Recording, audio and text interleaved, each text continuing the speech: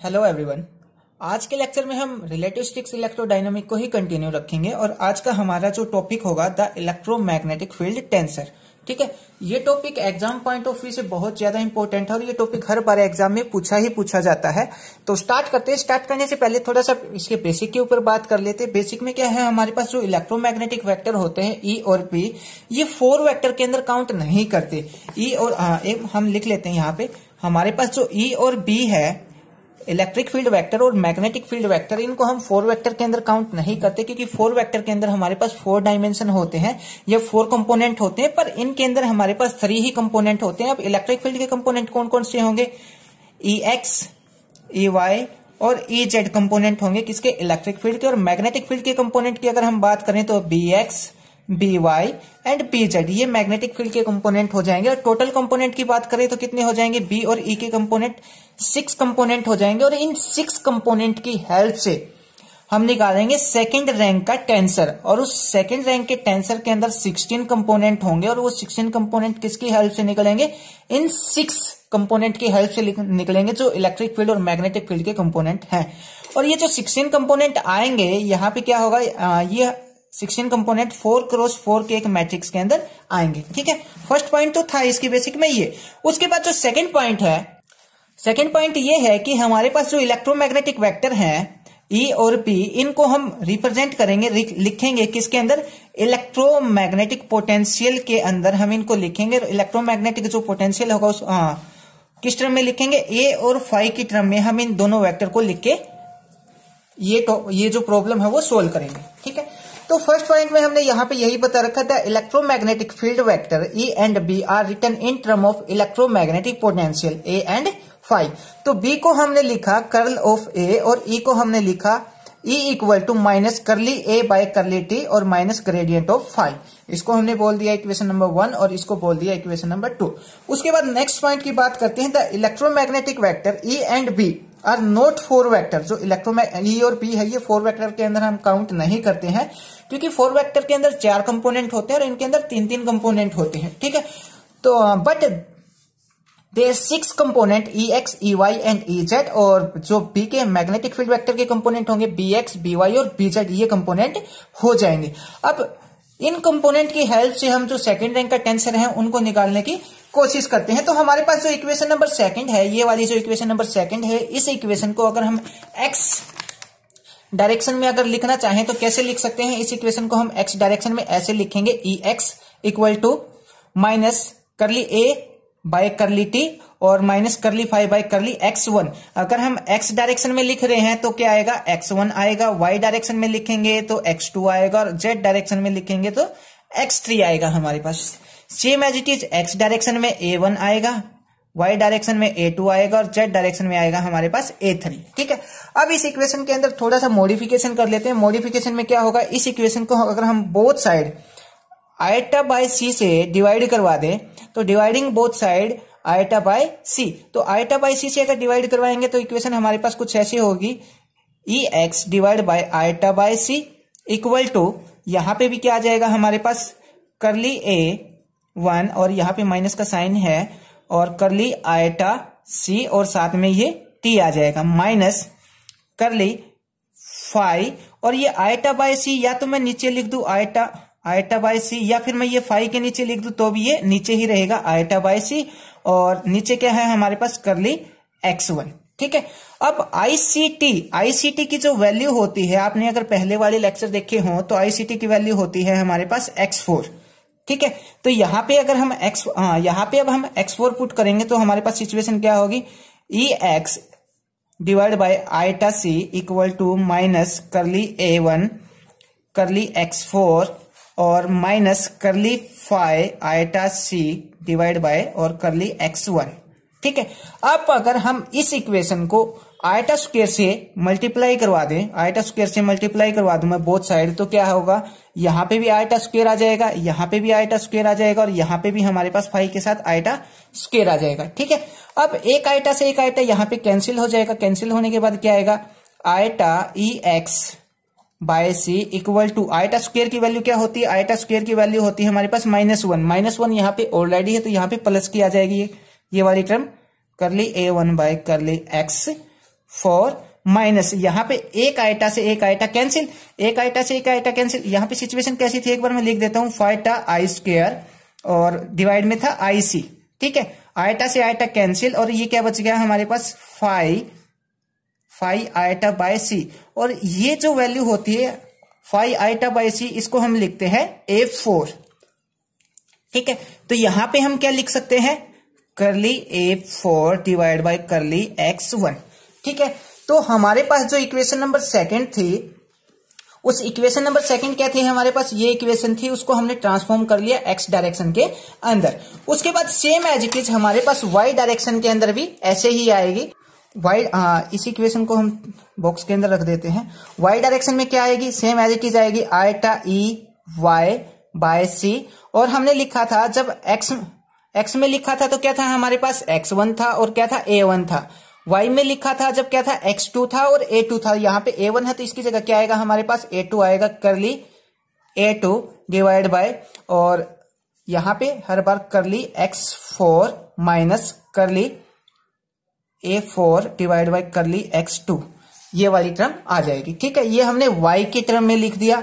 और same as it is अगर हम चाहें तो यहाँ पे z की टर्म में भी लिख सकते हैं। z की टर्म में क्या आएगा, आइटा ई एक्स नहीं, z की टर्म में लिख रहे हैं, z डायरेक्शन में लिख रहे हैं तो यहाँ पे z आएगा, और इक्वल टू करली A3 बाय करली x4 और माइनस करली A4 बाय करली x3।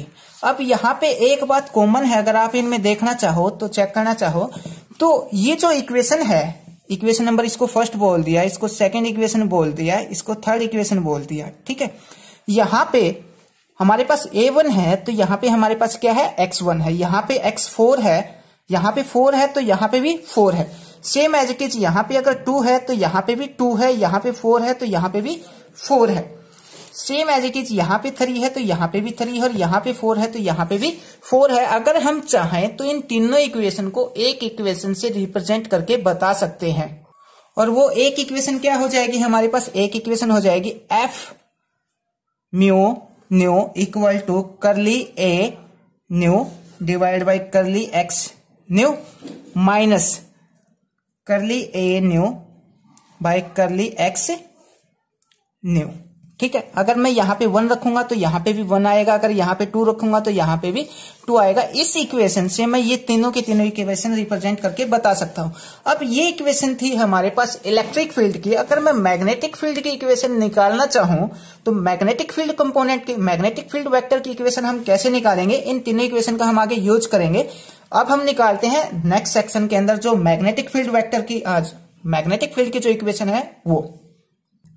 तो अब हम मैग्नेटिक फील्ड की जो इक्वेशन निकालेंगे, मैग्नेटिक फील्ड की इक्वेशन निकालने के लिए चाहिए हमें यहाँ पे एक मैट्रिक्स। तो हमारे पास 3 कंपोनेंट कौन कौन से हैं मैग्नेटिक फील्ड के, Bx, By एंड Bz। ठीक है, और यहाँ पे हम लिखेंगे करली बाय करली x1, करली बाय करली x2 और करली बाय करली x3। यहाँ पे x3 आएगा, और यहाँ पे लिखेंगे A1, A2 और A3। ठीक है, ये हमारे पास एक मैट्रिक्स बन जाएगी। अब अगर हम यहां से Bx की वैल्यू निकालें, Bx की वैल्यू ये रही हमारे पास, अगर ये Bx की वैल्यू निकाले तो क्या आएगी हमारे पास, Bx की वैल्यू आएगी ये वाली रो और ये वाली कॉलम हम छोड़ देंगे, इसकी मल्टीप्लाई इसके साथ करेंगे, माइनस इसकी मल्टीप्लाई हम इसके साथ करेंगे। तो इसकी मल्टीप्लाई इसके साथ करेंगे तो करली A2 बाय करली x2 आ जाएगा। अब इसकी इसके साथ करेंगे तो माइनस, एक सेकेंड, यहाँ पे A3 आएगा, A1, A2, A3, और यहाँ पे फिर A3 आएगा। ठीक है, अब इसकी मल्टीप्लाई इसके साथ करेंगे, करली A2 बाय करली x3। यहाँ पे भी अगर आप ध्यान से देखो, यहाँ पे 3 है तो यहाँ पे भी 3 है, और यहाँ पे 2 है तो यहाँ पे भी 2 है। मतलब जो हमने पीछे इक्वेशन लिखी थी, ये वाली जो इक्वेशन है, इस इक्वेशन की हेल्प से हम इलेक्ट्रिक फील्ड की जो इक्वेशन है वो भी, और मैग्नेटिक फील्ड की जो इक्वेशन निकालेंगे उनको भी हम एक्सप्रेस करके बता सकते हैं पीछे वाली इक्वेशन से। अब हम निकालेंगे यहाँ पे By की वैल्यू। By की वैल्यू अगर हम निकालनी हो तो ये वाली और ये वाली छोड़ देंगे, इसकी मल्टीप्लाई इसके साथ और इसकी मल्टीप्लाई इसके साथ, तो By की वैल्यू भी आ जाएगी हमारे पास। By की वैल्यू क्या आएगी, ये छोड़ना है और ये छोड़ना है। ठीक है, करली एक सेकेंड, ये आ जाएगा हमारे पास करली और करली A3 करली इसकी करली X1 और इसकी इसके साथ ये आ जाएगा माइनस करली A1 बाय करली X3। ठीक है, और अब हम अगर आपने इसको सोल्व किया हो तो पहली टर्म हम प्लस में लेके चलते हैं, फिर सेकंड वाली टर्म माइनस में होती है, फिर प्लस में होती है। आपने अगर पहले सोल्व किया हो तो ये वाली हमारे पास माइनस वाई की वैल्यू मिलेगी। तो अगर हम इसको माइनस से मल्टीप्लाई करवा दे तो ये प्लस हो जाएगा, ये प्लस हो जाएगा और ये टर्म माइनस की हो जाएगी। तो इस इक्वेशन को एक बार फिर से लिखते हैं, बी वाई इक्वल टू ये वाली टर्म आगे आ जाएगी करली A1 बाय करली X3 माइनस करली A3 बाय करली X1। ठीक है, सेम एज इट इज, पहले प्लस माइनस प्लस। ठीक है, यहां पे बी जेड आएगा। ठीक है, तो यहां पे बी जेड की अगर हम वैल्यू और निकालें तो बी जेड की वैल्यू क्या आ जाएगी, ये वाली छोड़ देंगे हम और ये वाली इसकी मल्टीप्लाई इसके साथ और माइनस में इसकी मल्टीप्लाई इसके साथ, ये आ जाएगा करली A2 bye curly X1 minus curly A1 bye करली X2। तो यहां पे हमने तीन इक्वेशन निकाल ली। पहली इक्वेशन हमारे पास ये वाली है, सेकंड इक्वेशन ये वाली है मैग्नेटिक फील्ड की जो इक्वेशन है, और थर्ड इक्वेशन ये वाली है। ठीक है, अब इन सब इक्वेशन को, इलेक्ट्रिक फील्ड और मैग्नेटिक फील्ड की जो इक्वेशन है, इन तीनों इक्वेशन को हम कौन सी इक्वेशन से रिप्रेजेंट करके बता सकते हैं, F new equal to curly A nu by curly X mu minus, और अब आएगा करली A न्यू माइनस करली X न्यू। ठीक है, यहां पे न्यू है, यहां पे भी न्यू, यहां पे म्यू है, तो यहां पे भी इस इक्वेशन से हम इसको रिप्रेजेंट करके बता सकते हैं।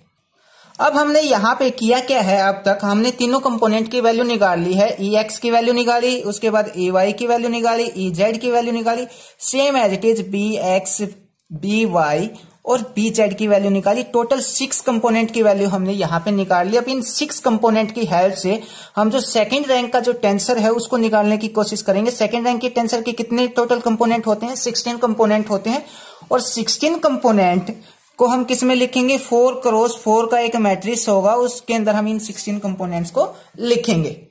अब हम यहाँ पे एक 4 क्रॉस 4 का मैट्रिक्स लेके चलेंगे। तो 4 क्रॉस 4 का मैट्रिक्स हमारे पास किस टाइप से आ जाएगा, ये होगा हमारे पास F mu nu equal to, ये आ जाएगा F11 F12 F13 F14, ऐसे करके हम यहाँ पे F21 लिखेंगे, F22 लिखेंगे, F23 और F24 same as it is. यहां से हमारे पास क्या आ जाएगा, F44 हमें लास्ट में मिल जाएगा। तो ये हमारे पास एक 4 क्रॉस 4 का मैट्रिक्स होगा, और इस 4 क्रॉस 4 मैट्रिक्स के जो कंपोनेंट होंगे वो कंपोनेंट क्या होंगे ये देखेंगे हम अगले सेक्शन के अंदर। अब जो हम मैट्रिक्स लिखेंगे इसके जो कंपोनेंट है, आपको ये वाले कंपोनेंट याद रखने पड़ेंगे। इसी लेक्चर में हम बता भी देंगे ये कैसे हमने निकाला है, पर अभी के लिए आपको ये याद रखने पड़ेंगे। कैसे लिखेंगे हम 4x4 का जो मैट्रिक्स होगा सेकेंड रैंक टेंसर को, तो सबसे पहले हमारे पास जो डायगोनल एलिमेंट होंगे, डायगोनल एलिमेंट को लेके चलेंगे हम 0। तो ये डायगोनल एलिमेंट फर्स्ट, ये डायगोनल एलिमेंट सेकंड, ये थर्ड और ये फोर्थ।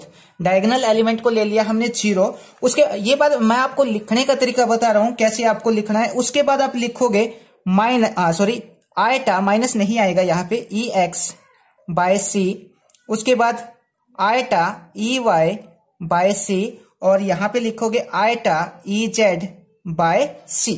ठीक है, उसके बाद जो आगे लिखोगे BX BY और BZ। ठीक है, ये डायगोनल से नीचे के एलिमेंट लिख लिया और यहां पे ये माइनस आएगा। ठीक है, अब डायगोनल से ऊपर के एलिमेंट लिखेंगे तो ठीक इसका रिफ्लेक्शन हम वहां पे लिखेंगे। ठीक रिफ्लेक्शन मतलब ये वाली जो टर्म है यहां पे क्या आएगा, यहां पे आएगा हमारे पास minus eta EX by C, अगली टर्म ये वाली आएगी minus eta EY by C, और थर्ड टर्म आएगी minus eta EZ by C। ठीक है, अब बाकी के कंपोनेंट रहते हैं। बाकी के कंपोनेंट को कैसे लिखेंगे, हमारे पास यहाँ पे BZ है तो यहाँ पे हम लिखेंगे BZ, यहाँ पे प्लस का है तो यहाँ पे BZ माइनस का आएगा। ठीक है, उसके बाद यहाँ पे BY है तो यहाँ पे लिखेंगे हम माइनस का BY। अब हमारे पास ये रहता है, यहाँ पे BX है तो यहाँ पे आ जाएगा माइनस का BX है तो यहाँ पे आ जाएगा हमारे पास प्लस का BX। ठीक है, तो ये कंपोनेंट होंगे, ये 4x4 का एक मैट्रिक्स हमें यहाँ पे मिलेगा।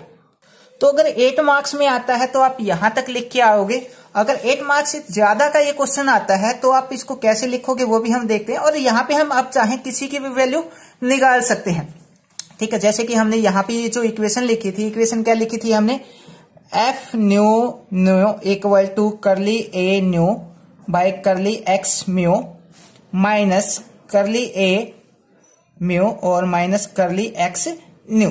इससे हम जिसकी वैल्यू चाहें उसकी वैल्यू निकाल सकते हैं। जैसे हमने यहाँ पे मान लिया म्यू इक्वल टू हमने 4 बोल दिया और न्यू इक्वल टू बोल दिया हमने यहाँ पे 2, ठीक है। तो यहाँ पे अब हम चाहें तो वैल्यू निकाल सकते हैं। यहाँ पे न्यू की वैल्यू पुट कर दें, यहाँ पे न्यू की वैल्यू पुट कर दे तो हमारे पास वैल्यू निकल आएगी इस मैट्रिक्स से।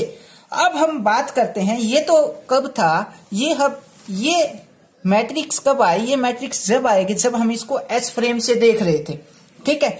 अगर अब मैं इसको एस प्राइम फ्रेम से देखूं तो एस प्राइम फ्रेम से क्या आ जाएगा, हमने एस फ्रेम से देखा जब हमारे पास ये मैट्रिक्स था। अगर एस प्राइम फ्रेम से अगर हम ऑब्जर्व करें तो यहाँ पे सबके ऊपर क्या आ जाएगा, प्राइम आ जाएगा, ठीक है। सबके ऊपर प्राइम आएगा। सेम एज इट इज यहाँ पे जो रिजल्ट आएगा उस रिजल्ट में भी हमें यहाँ पे क्या मिलेगा, सबके ऊपर प्राइम मिल जाएगा। यहाँ पे भी प्राइम मिलेगा। कब, जब हम एस प्राइम सिस्टम से ऑब्जर्व कर रहे हैं तब, ठीक है। सबके ऊपर प्राइम आ जाएगा। यहाँ पे भी प्राइम हमें मिलेगा। अब इसमें एक छोटी सी टर्म और है, अगर आप वो इसके अंदर ऐड करना चाहते तो वो टर्म भी हम इसके अंदर ऐड कर सकते हैं। तो जो हमारे पास 4 डायमेंशन के पोजीशन वेक्टर होते हैं, 4 डायमेंशन के पोजीशन वेक्टर क्या होंगे हमारे पास, ये हम ऑलरेडी पहले निकाल चुके हैं, इसका वीडियो हम अपलोड कर चुके हैं, ठीक है। ये 4 डायमेंशन के पोजीशन वेक्टर होंगे हमारे पास x y z and I C t. ये हमारे पास 4 डायमेंशन के पोजीशन वेक्टर होंगे। उसके बाद हमारे पास जो लॉरेंस ट्रांसफॉर्मेशन मैट्रिक्स होती है, इसके ऊपर भी हमने ऑलरेडी वीडियो बना दिया है, ठीक है। वो भी आपको लिंक में डिस्क्रिप्शन बॉक्स में मिल जाएगा लिंक उसका, वहां पे जाके देख सकते हैं। और इसका जो लॉरेंस ट्रांसफॉर्मेशन मैट्रिक्स होती है उसकी वैल्यू क्या होती है, गामा 0 0 आई पी गामा, और ये आएगा 0 1 0 0 0 0 1 एंड 0। उसके बाद minus iota beta gamma 0 0 and gamma, ठीक है। अगर आपको डायरेक्ट याद करना है तो इसको याद करना ज्यादा मुश्किल नहीं है। यहाँ पे गामा है तो ठीक इसके अपोजिट में गामा आएगा। यहाँ पे आइटा बीटा गामा है तो यहाँ पे माइनस आइटा बीटा गामा आ जाएगा, ठीक है। और बाकी बीच के जो डायगोनल एलिमेंट है ये 1 1 हो जाएंगे और बाकी सारे एलिमेंट 0 हो जाएंगे। अब ये क्या है हमारे पास, ये है हमने जब एस प्राइम सिस्टम से ऑब्जर्व किया और ये हमारे पास इसको हमने लिख दिया एल। एल क्या है, यहाँ पे लॉरेंस ट्रांसफॉर्मेशन मैट्रिक्स है। और जब हम इसको एस प्राइम फ्रेम से ऑब्जर्व करेंगे, एस प्राइम फ्रेम से ऑब्जर्व करेंगे तो हमारे पास क्या आएगा, एस प्राइम फ्रेम से ऑब्जर्व करेंगे तो पोजीशन वेक्टर आएंगे हमारे पास X prime Y prime and Z prime and I C T prime, ठीक है। सी को हम प्राइम नहीं करेंगे क्योंकि थ्योरी ऑफ रिलेटिविटी के अकॉर्डिंग जो सी होती है, स्पीड ऑफ लाइट होती है, वो कांस्टेंट होती है। और इसके बाद लिखेंगे हमारे पास जो इलेक्ट्रिक फील्ड है और मैग्नेटिक फील्ड के जो कंपोनेंट है वो बेसिकली 6 कंपोनेंट होंगे। इन 6 कंपोनेंट की हेल्प से हम जो सेकंड रैंक का टेंसर है उसके 16 कंपोनेंट निकालेंगे। हालांकि ये पहले बताना चाहिए था, पहले भी मैं बता चुका हूं, वो इसके अंदर भी आएगा। तो सेकंड रैंक का जो टेंसर हम निकालेंगे उसके अंदर 16 कंपोनेंट होंगे और उसको लिखेंगे हम 4x4 के मैट्रिक्स से, ऑलरेडी हम लिख चुके हैं ऊपर। उसके बाद एस फ्रेम से ऑब्जर्व करेंगे, वो भी हमने लिख लिया। एस प्राइम फ्रेम से ऑब्जर्व करेंगे, वो भी हमने लिख लिया। अब यहाँ पे जो लास्ट बात रहती है, आखिरी बात रहती है, वो क्या है, अगर मैं एस प्राइम निकालना चाहूं तो एस प्राइम हम कैसे निकालेंगे, एस प्राइम निकालेंगे हमारे पास ये जो लॉरेंस ट्रांसफॉर्मेशन मैट्रिक्स है इसका ट्रांसपोज कर दे। ट्रांसपोज करने का मतलब इसकी रो को कॉलम में बदल दे, कॉलम को रो में बदल दे, इनटू एस। एस क्या है, एस हमारे पास ये जो हमने निकाला है ये हमारे पास एस है, ये इसके ऊपर हम प्राइम यहाँ पे नहीं लगाएंगे, ठीक है। एस सिस्टम से ऑब्जर्व करेंगे जब प्राइम नहीं होगा, एस प्राइम सिस्टम से जब ऑब्जर्व करेंगे तब हमारे पास प्राइम होगा। और सेम एज इट इज ये लॉरेंस ट्रांसफॉर्मेशन मैट्रिक्स यहाँ पे हमने लिख दिया। अगर मैं इसका लॉरेंस ट्रांसफॉर्मेशन मैट्रिक्स है उसका ट्रांसपोज किया, उसकी वैल्यू हमने यहाँ पे लिखी। और जो y है, y की वैल्यू हमारे x की वैल्यू क्या है, ये वाली वैल्यू, ये वैल्यू मैं यहाँ पे रख दूं। और l की वैल्यू, ये वाली जो मैट्रिक्स मैं यहाँ पे रख दूं और इन सब का मल्टीप्लीकेशन करूं तो हमारे पास क्या मिलेगा, s प्राइम मिलेगा। मतलब हमें ये वाली वैल्यू वहां पे मिलेगी। ठीक है, तो अगर आप सेकंड रैंक टेंसर को इसके अंदर ऐड करना चाहते हैं तो आप ये वाली टर्म इसके अंदर जरूर ऐड करना एग्जामिनर। और जब ये लिखो तो इसको जो क्या होता है वो, एक सेकेंड, जो हाइलाइटर होता है हाइलाइटर से मार्क करके लिख सकते हैं और आप बोल सकते हैं ये सेकंड रैंक टेंसर है, हमारे पास सेकंड रैंक टेंसर का मैट्रिक्स है। तो ये था हमारे पास electromagnetic field tensor. I hope आपको ये टॉपिक समझ आया हो। अगर समझ आया हो तो आप ये लेक्चर अपने दोस्तों में भी शेयर कर सकते हैं। Thank you.